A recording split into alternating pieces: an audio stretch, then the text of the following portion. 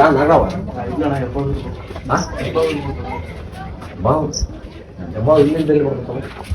Guys, ಎಲ್ಲರಿಗೂ ನಮಸ್ಕಾರ. ಇದು ಚಿಕ್ಕನಹಳ್ಳಿ ಹತ್ರ APMC ಮುಂದೆ ಎತ್ತಿನ ಸಂತೆ ಅಂತಾರ, ಅಲ್ಲಿ ನೋಡ್ಬೋದು. ಇದು ರಸಲ್ ವೈಪರ್ ಅಂದ್ರೆ ಹೆವಿ ಡೇಂಜರಸ್ ಸ್ನೇಕ್.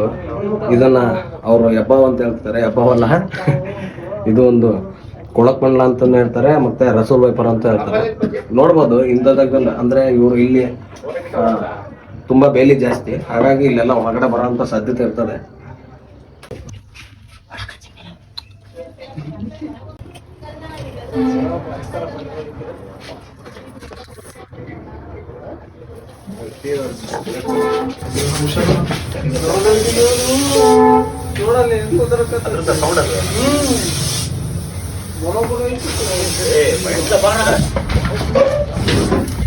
ಬಾಯ್ ಮಾಡ್ಬೇಡ, ತುಂಬಿರವ ಡಬ್ಬ ಕೊಡ್ರಿ.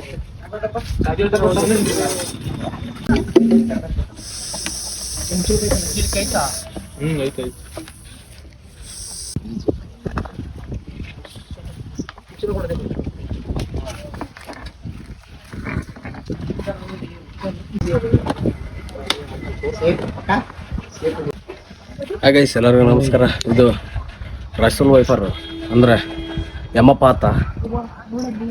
ಇದನ್ನ ಹೆಬ್ಬಾವ್ ಅಂತೇಳಿ ಅವರು ಹೇಳಿದ್ರು, ಬಟ್ ಇದು ಹೆಬ್ಬಾವಲ್ಲ, ಇದು ರಸೂಲ್ ವೈಪರ್ ಅಂದ್ರೆ ಕೊಳಕು ಮಂಡಲ.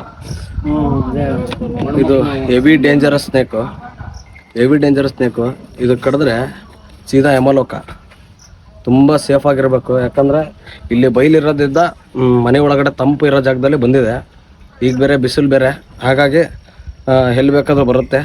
ಆದರೂ ಸೇಫ್ ಆಗಿರೋದು ಭಾಳ ಬೆಟ್ರ್. ನಮ್ಮ ಹೆಸರು ಪ್ರಕಾಶ್. ಯಾವ ಏರಿಯಾಗೆ? ಚಿಕ್ಕನಹಳ್ಳಿ. ಅದೇ ಎತ್ತಿನ ಸತ್ತಿದ್ದ ಮುಂದೆ. ಏನು ಅನ್ನಿಸ್ತು ಇದನ್ನ ಹಿಡಿದಾಗ? ಇದು ಏನಾವ ಅಂತ ಅನ್ಕೊಂಡಿದ್ರಿ? ಹೆಬ್ಬಾವ್ ಅಂತ ಅನ್ಕೊಂಡಿದ್ರಿ. ಇದು ಮಿಸ್ಅಂಡರ್ಸ್ಟ್ಯಾಂಡಿಂಗ್. ಅಂದ್ರೆ ಎಲ್ಲರೂ ಹೆಬ್ಬಾವ್ ಅಂತ ಅನ್ಕೊಂಡಿರ್ತಾರೆ, ಹೆಬ್ಬಾವಲ್ಲ ಇದು. ಹೆಬ್ಬಾವಿಗೆ ವಿಷ ಇರಲ್ಲ, ಬಟ್ ಇದಕ್ಕೆ ಹೆವಿ ಡೇಂಜರಸ್ ವಿಷ. ಇದು ಕಡಿದ್ರೆ ಗ್ಯಾಂಗ್ರೀನ್ ಆಗ್ತದೆ. ಆದರೂ ಸೇಫ್ ಆಗಿ ಭಾಳ ಹುಷಾರಾಗಿರ್ಬೇಕು. ಎಲ್ರಿಗೂ ಜೈ ಅಂಜನೇಯ. ಹಾಯ್ ಗೈಸ್, ಎಲ್ಲರಿಗೂ ನಮಸ್ಕಾರ. ಇದು ರಸೂಲ್ ವೈಪರ್. ಇದನ್ನ ಹೆಬ್ಬಾವ್ ಅಂತ ತುಂಬಾ ಜನ ಹೇಳ್ತಾರೆ. ಇದು ಹೆಬ್ಬಾವಲ್ಲ, ಕೊಳಕು ಮಂಡಲ. Heavy dangerous snake.